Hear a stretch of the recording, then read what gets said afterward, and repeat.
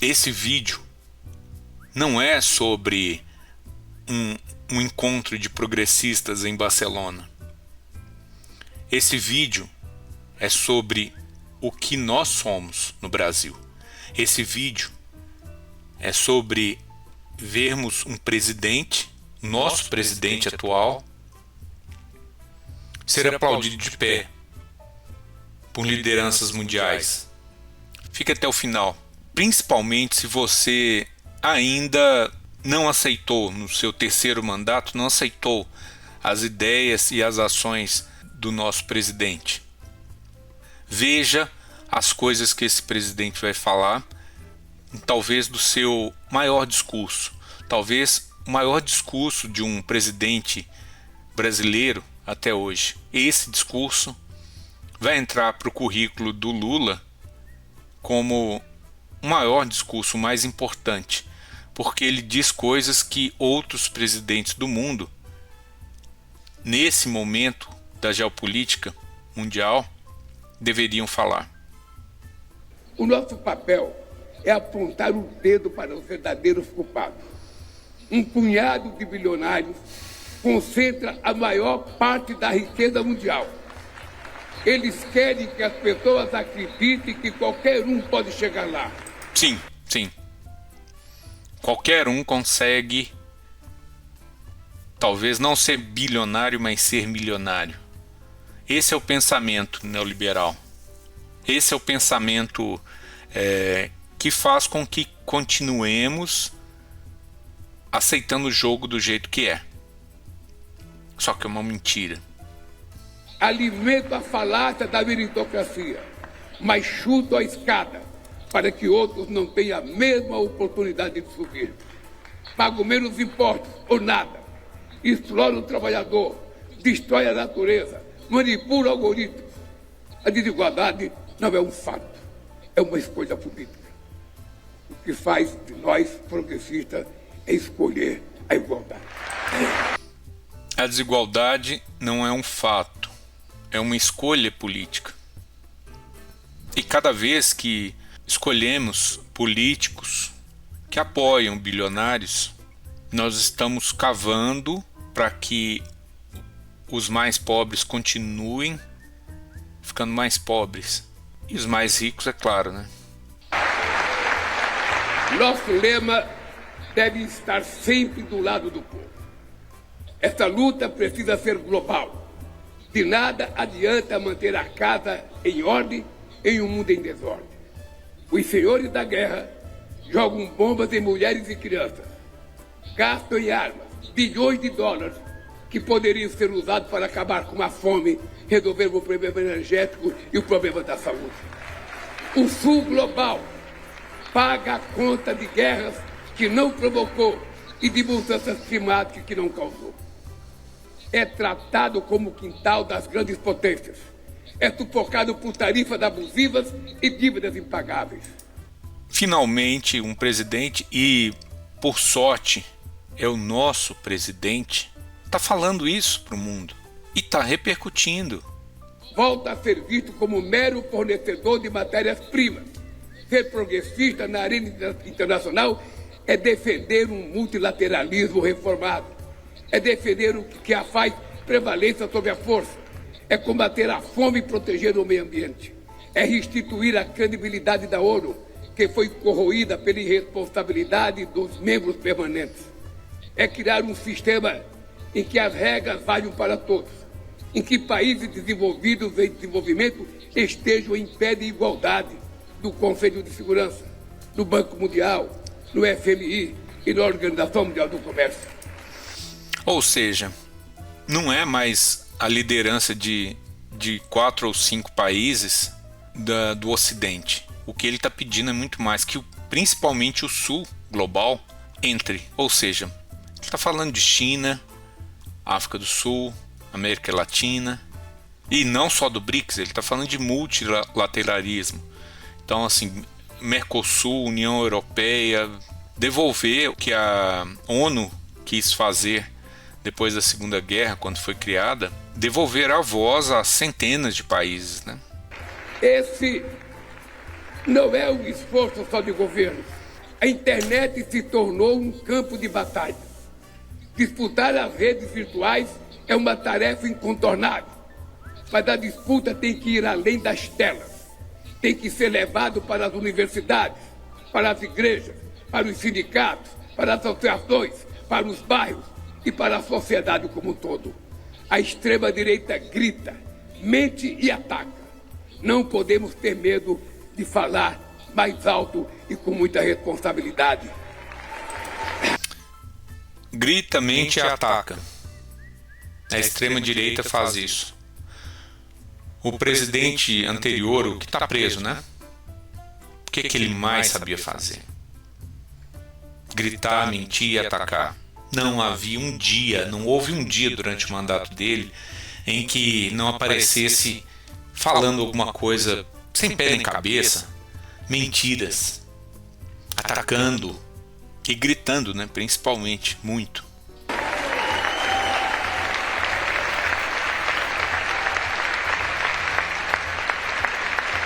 Não devemos ter medo de contrapor argumentos. O risco que a extrema-direita representa à democracia não é retórico, é real. No Brasil, ela planejou um golpe de Estado, orquestrou um trama que previa tanque na rua e assassinato do presidente eleito, do vice-presidente e do presidente da Justiça Eleitoral. O Papa Leão XIV disse que a democracia corre o risco de se tornar uma máscara para o domínio das elites econômicas e tecnológicas. Nosso papel é desmascarar essas forças, desmascarar aqueles que dizem estar do lado do povo, mas governam para os mais ricos, que dizem ser patriotas, mas opõem a soberania à venda e pedem sanções contra o seu próprio país. Bolsonaros. Que proclamam defender a família, mas fecham os olhos para a violência contra as mulheres e o abuso sexual de crianças. Bolsonaros. Fala que não. Fala que ele não... Ele está falando de dezenas, né? Cada país deve ter o seu extremista de direita que vende a soberania nacional aos Estados Unidos e que fala que defende todo o moralzão, né? Defende a família e na verdade tem um tanto de coisa errada. Aqui a gente conhece os Bolsonaros, né? A família e vários outros que estão em volta. Mas cada país eu acredito que tem a sua corja, seus integrantes. Que se declara o dono da verdade, mas espalha mentira de desinformação. Que se considera o homem de Deus, mas não tem amor ao próximo. Que fala em liberdade, mas persegue quem é indiferente. Como canta João Manuel Serrat. O caminho se faz ao caminhar. A democracia não é um destino. É uma construção cotidiana. Ela precisa ir além do voto e trazer benefícios concretos para a vida das pessoas. Não é democracia quando um pai não sabe onde tirar seu próximo prato de comida. Não há democracia quando o neto perde o seu avô na fila do hospital. Não há democracia quando a mãe passa horas em um ônibus lotado e não consegue dar um beijo de boa noite nos seus filhos. Não há democracia quando alguém é discriminado pela cor da sua pele. Quando a mulher morre apenas pelo fato de ser mulher.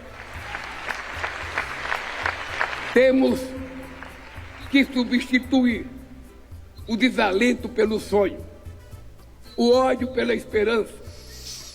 A mobilização global progressista tem uma missão importante: recuperar a capacidade das forças progressistas de projetar um futuro melhor, um futuro com justiça social, igualdade e democracia.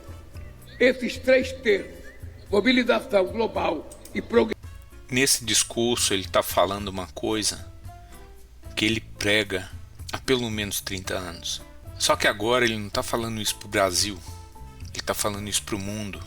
E diversas partes do mundo ele está sendo ouvido e compreendido e aplaudido. Nota que não importa se você é de direita, de esquerda, de centro, mais para lá, menos para cá, não importa. O que ele está falando são coisas que é para todo mundo, que faz bem a todo mundo, que pode fazer bem a todo mundo. Menos a 5% da população mundial que tem dinheiro para comprar países. Essas pessoas não têm interesse no que ele está falando. Todos nós estamos no mesmo barco. Não importa se é um pouco mais rico, não importa se é classe média média, não importa se é classe média baixa. Todos estamos no mesmo barco, mas temos a ilusão de que eu mudei para o outro lado da rua, que já é outro bairro, eu consegui comprar um carro financiado em 96 meses, eu consegui R$200 a mais no meu salário, R$1.000 a mais no meu salário, agora eu já estou do lado de lá. Não. Nós aqui, nós não vamos conseguir chegar do lado de lá. Chegar no naipe desse pessoal do Banco Master. Não vamos conseguir. Nós estamos todos do lado de cá. Um grande lado de cá com 200 milhões de pessoas no Brasil. E só uns 30 bilionários que se destacam. Então, cada um de nós, não importa se é a ilusão da esquerda, a ilusão da direita que a gente cria, cada um de nós é só uma peça. E o Lula está falando de outras formas, com outras palavras, que nós devemos nos unir. Precisa andar junto, não como palavra de ordem, mas como realidade viva.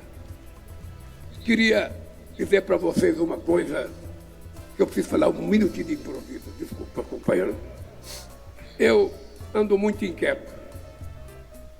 Eu tenho 80 anos de idade. Eu comecei a fazer política com 30 anos de idade. 21 anos da minha vida eu passei dentro de uma fábrica. Eu saí de uma região muito pobre no meu país, como milhões de brasileiros, para não morrer de fome. Fui comer pão pela primeira vez com 7 anos de idade. E aprendi a fazer política muito tarde. E quando eu aprendi política, eu aprendi porque eu descobri que dentro do Congresso Nacional não existia representante do povo trabalhador, que eu imaginava que era a razão pela qual existia a classe política. E graças à democracia no meu país, que nós implantamos depois de derrubar 23 anos de regime militar, só eu fui cassado 2 vezes como presidente do sindicato.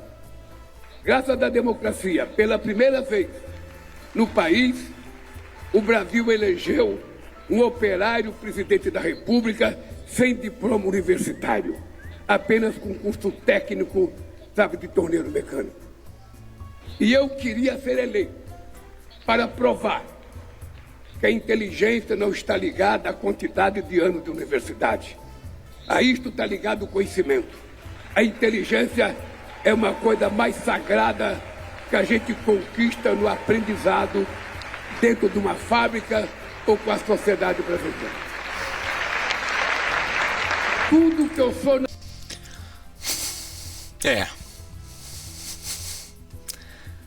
É um pouco diferente de outros políticos, né? Na vida, eu devo a uma mãe que nasceu e morreu analfabeta. Morreu sem saber fazer um O com um copo. Mas o que eu sei de caráter e de defesa de comportamento, eu aprendi com essa mulher. E por que eu estou dizendo isso para vocês? Porque eu aprendi na vida política, admirando a democracia americana. Eu acreditei muitas vezes que os Estados Unidos era o país da oportunidade. Quantos milhões de brasileiros foram para os Estados Unidos? Eu nasci na política no momento de uma Guerra Fria e nós não queremos mais Guerra Fria com ninguém. Nós não queremos Guerra Fria entre a China e os Estados Unidos. Nós queremos liberdade. Nós queremos livre comércio. Nós não queremos protecionismo.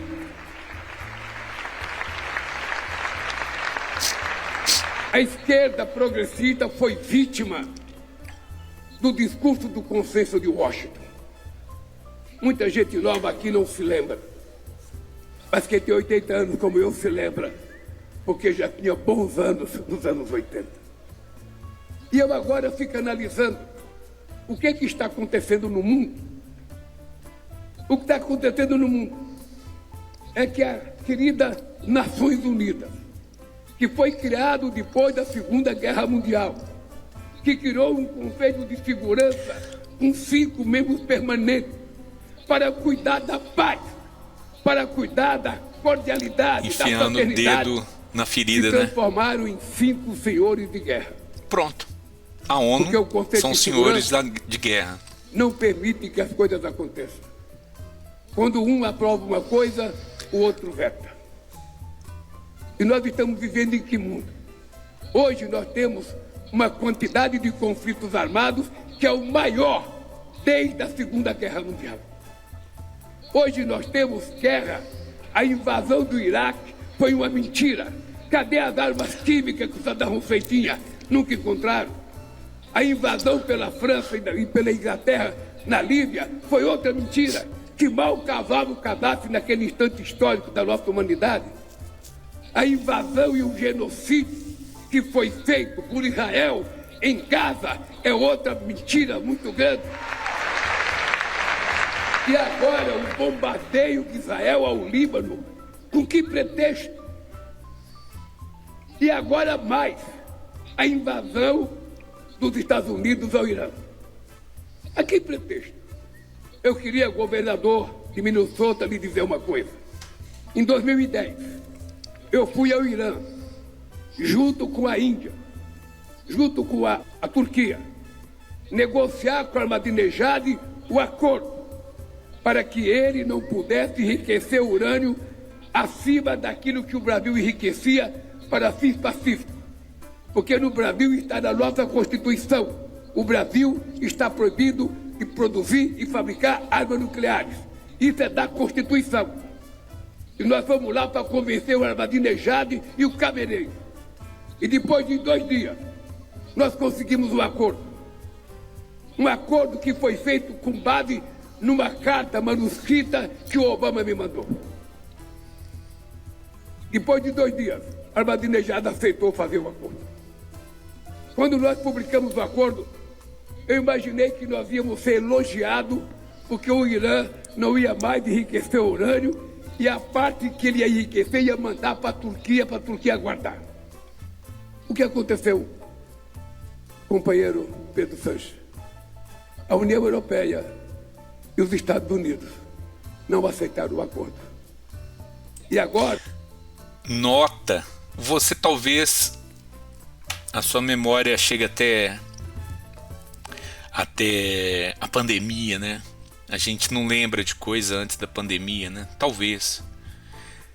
Mas esse cara, ele costurou a paz do Irã com o resto do mundo por 15 anos. Até inventarem uma mentira de que estavam construindo arma nuclear, sei lá. E qual o problema de arma nuclear, né? Israel tem. Se fosse problema, ele não poderia ter. França tem. Turquia. A importância política do Lula não é de agora, no mandato 3. Lá no mandato 1, ele já tinha uma importância política muito relevante no mundo. O que ele está fazendo aqui, ele pode estar costurando a paz no Irã agora. É claro, a China também ajuda. Mas ele pode estar publicamente construindo a paz no Irã através de juntar outros países para terem voz contra Israel e os Estados Unidos. Estão atrás outra vez de construir a ideia de que o Irã iria construir bomba atômica. Eles não iriam construir bomba atômica. Nós precisamos acabar com essa história de contar mentiras sobre as pessoas para depois destruir as pessoas. A América Latina é vendida como se fosse o mundo do narcotráfico. O mundo árabe é vendido como se fosse o mundo do terrorismo. E quem é que é bom nesse mundo? Quem é que é bom? A gente tem que entender uma coisa muito importante. Muitas vezes nós fomos vítimas, sabe, da nossa inocência política. Quantas vezes, Pedro, a gente ganha eleições e depois da imprensa, depois do sistema financeiro, depois os acadêmicos conservadores escrevem artigos, matéria na imprensa, obrigando a gente a tentar destruir aquilo que foi a razão da nossa eleição. E a gente vai ficando com medo. E a gente vai tentando agradar o mercado. A gente vai tentando agradar o empresário. E o que acontece é que nós vamos ficando desmoralizados. Então eu penso que desse encontro aqui, maravilha, eu queria dizer ao presidente Trump, ao presidente Xi Jinping, ao presidente Putin, ao presidente Macron e ao primeiro-ministro da Inglaterra, que são os 5 membros do Conselho de Segurança da ONU. Pelo amor de Deus, cumpram com as suas obrigações de garantir a paz no mundo. Convoque uma reunião e pare com essa loucura de guerra, porque o mundo não comporta mais.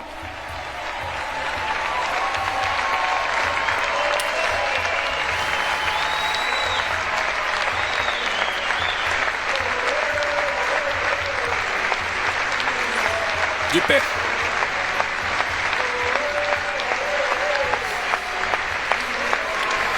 Nós não queremos muito.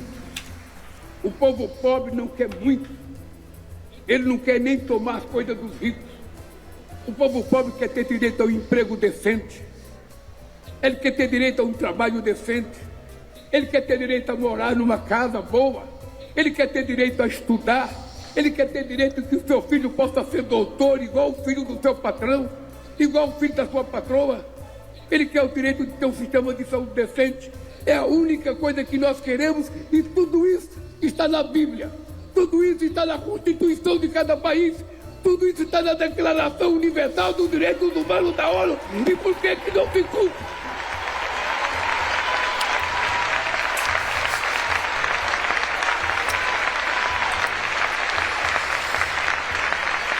Eu